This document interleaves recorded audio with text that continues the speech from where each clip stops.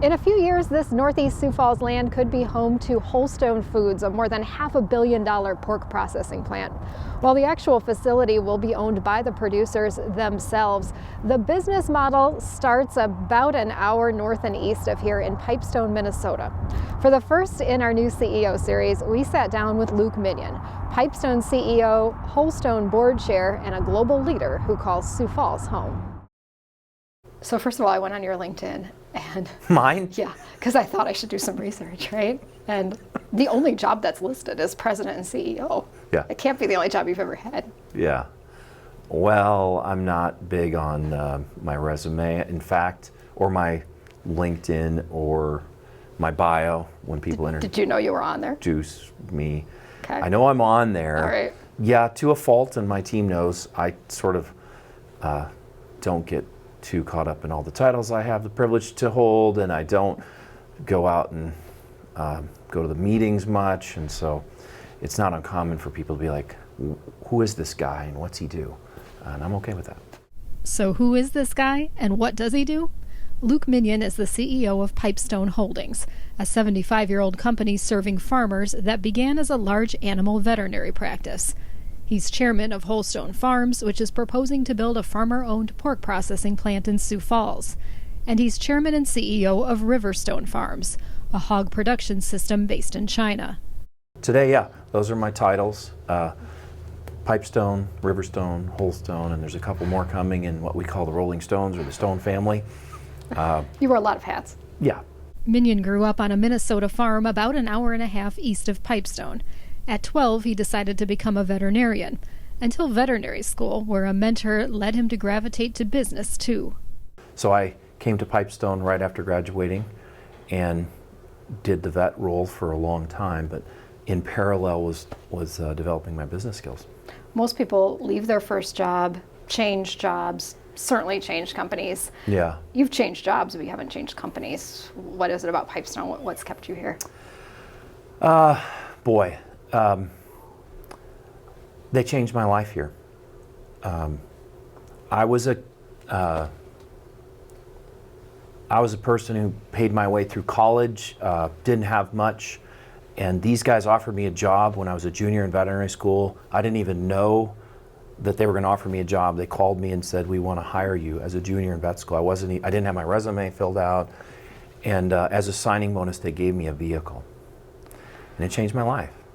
We had a negative net worth at that time. I had no money in my life, and that's the beginning of what I would call I just love this company. And then I got to buy in and be an owner in 2002. Got to become the CEO in 2004. So 4 years after I showed up, I was an owner and running the company. I love the mission, I love the people, and I love the ability to make a difference for a farmer. No reason for me to leave. So I don't know the details, obviously, but hearing you talk a little bit, obviously growing up was maybe difficult, and shows that farming can be hard. Yeah, right? Financially. Yeah. My parents were part of the 80s farm crisis, which if you know what that means, it affects you. They bought land and they paid 26% interest and worked exceptionally hard to preserve the farm, which was no small task back then. And so there was our four kids in my family, and we grew up on a farm. I love the farm, but I know the farm can be a tough economic situation. So when you peel the onion of what motivates Luke and why I love working here, we help farmers. And I wish Pipestone was around to have helped my family farm where I grew up. It would have made a difference. By age 29, you heard that right, Luke Minion had been named CEO of Pipestone. A young CEO for a company of this size. Yeah, and my life, I just give praise to God and credit to other people, and I mean that. So in this case, I was fortunate enough to be here when they had need for some of the things that I've been blessed to do in my life, and then the team here, Pipestone's team, there was a wonderful legacy of strong leadership at this company, and the guy that sort of had all those responsibilities before his name was Gerald Kennedy, and he was 40 years older than I, and he was like a second dad to me, even though we weren't family. And he had a tremendous amount of confidence that I was the right person and for the next step. And all of the team that was here at the time embraced that. And so the fact is I wasn't qualified, and I was over my skis, but the team here at the time wanted me to have the job, and that's what made the difference. Even then, 29, 4 years out of school, did you have a vision for this company, or has that developed along the way? Yeah, because I had been an intern here, so 4 years here, but I was really 6 years here. And then this background I've tried to describe, I was in love with the idea of helping farmers. So I don't know, I make kind of jokes about my leadership journey. I'm a big reader. I would say I read a lot about leadership and business, but back then, you're 29, you take over the CEO job, and you sort of, I got to create a vision for the company, and I have to do these things. And while this was a very successful company before I arrived, and that's really important to share, it had a lot of missing things to scale. So statement of our mission, statement of our core values, formalized kind of business plans, those were all not really here.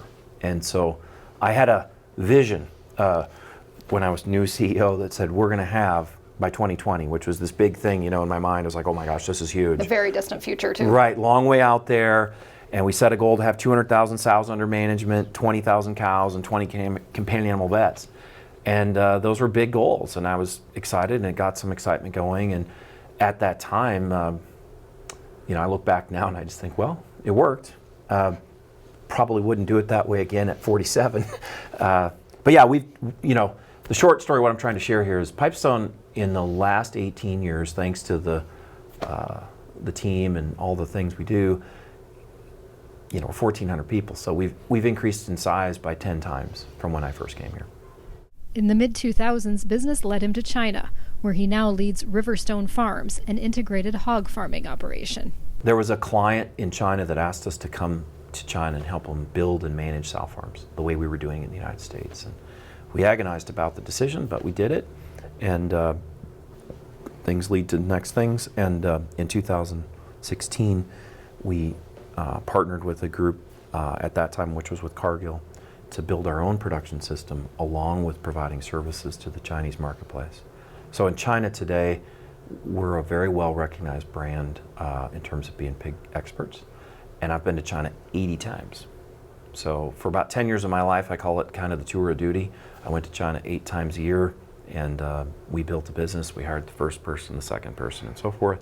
All of the Chinese team, and they're amazing. They're really, really good at what they do. I didn't realize the global footprint that this company has. Yeah, we're all over the world. We have 2 offices in Mexico, 2 offices in China, and clients everywhere.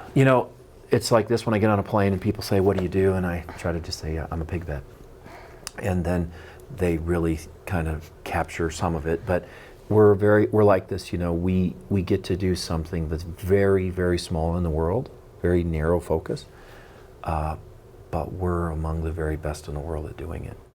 Which brings us to Sioux Falls, where Holstone is planning to build on 176 acres in northeast Sioux Falls off the Benson Road interchange, a site that happens to be in the same city Minion calls home. We went through all these potential sites, and there weren't many. And the fact that we had an opportunity at the location we now own, and I think of it as my hometown now. Some would fear that. I don't. I'm the opposite. I would love this project to be where I live. And so it's the best site of all what we found. It's very difficult to find, and the fact it's in my home where I live, great.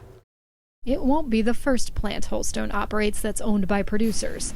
This one in Fremont, Nebraska, was acquired in 2018.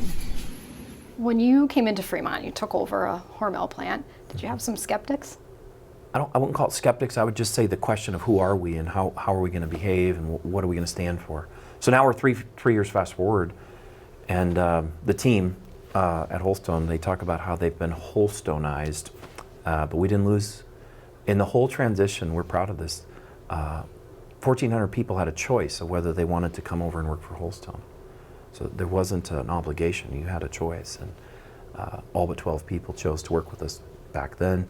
And we are really proud of the team there, and they've stayed, and we've loved the community of Fremont, and so far so good.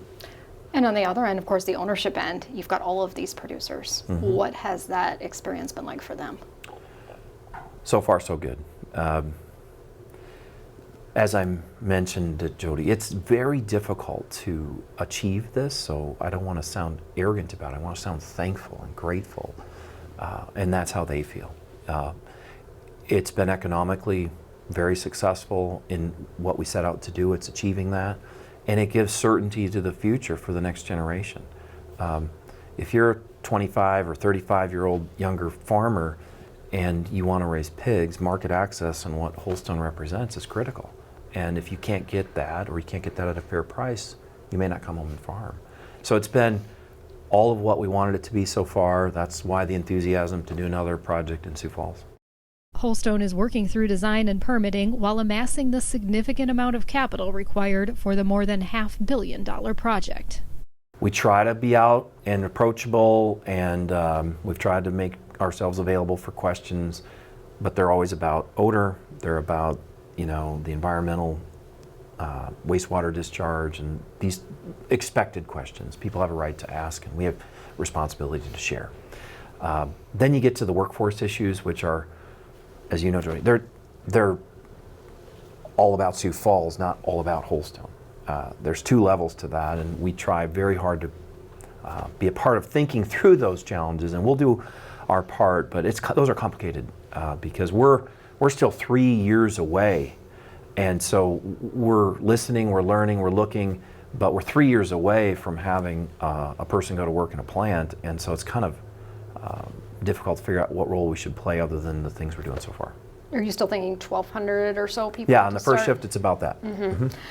Let's talk about the odor, because that is something that people are concerned Yeah. about. What can you say to respond to that? Yeah, so the challenge with odor in packing plants historically has been around 2 or 3 main activities: rendering, the livestock yards, and then you can kind of go down the wastewater.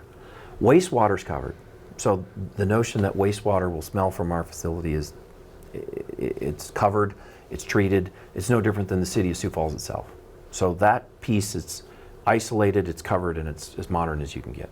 Rendering is the same thing. It's a separate building. The air is filtered going out. Its airflows are right, and so there too, we're highly confident it won't smell. Livestock yards, right? We wash them every single night. There will be very few times you'll smell them, but if you smell them, it's just like smelling a pig truck drive by you on the road. It's not this odor that's going to permeate miles that most people sometimes imagine. My view is this: the concern is valid. My concern, candidly, is that Holstone could build a plant, have it state of the art, and not smell, and we'll still smell the plant that's there today. So there's a baseline problem for me. Do you understand what I'm?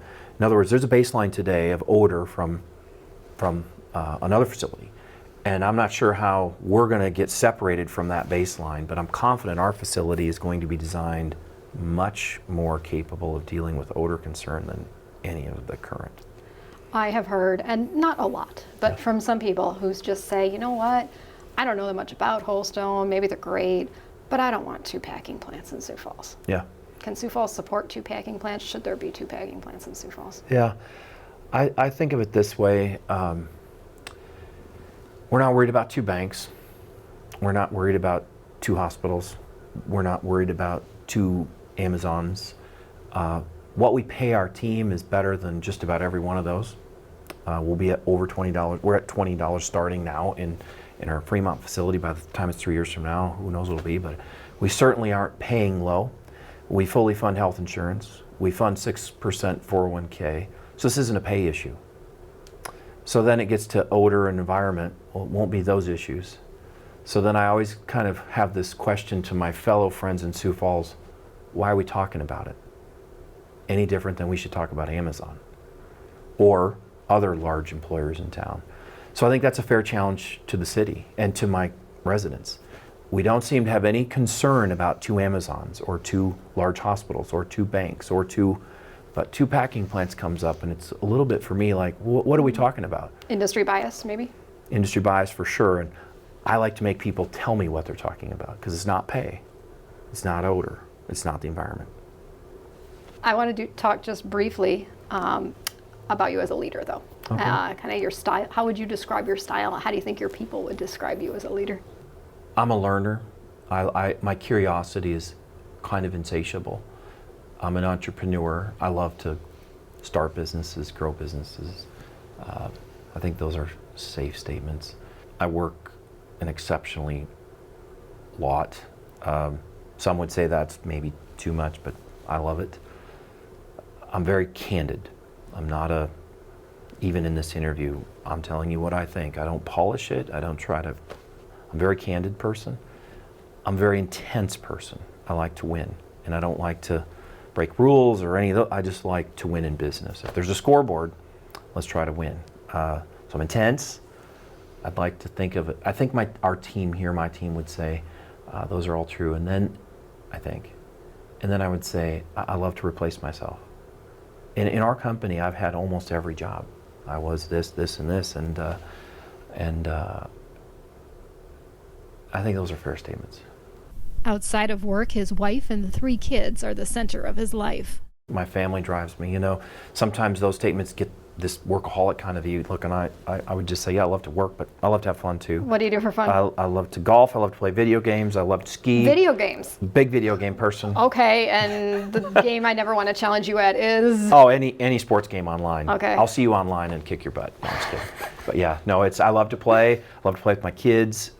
So there's lots of things I love to do. Yeah.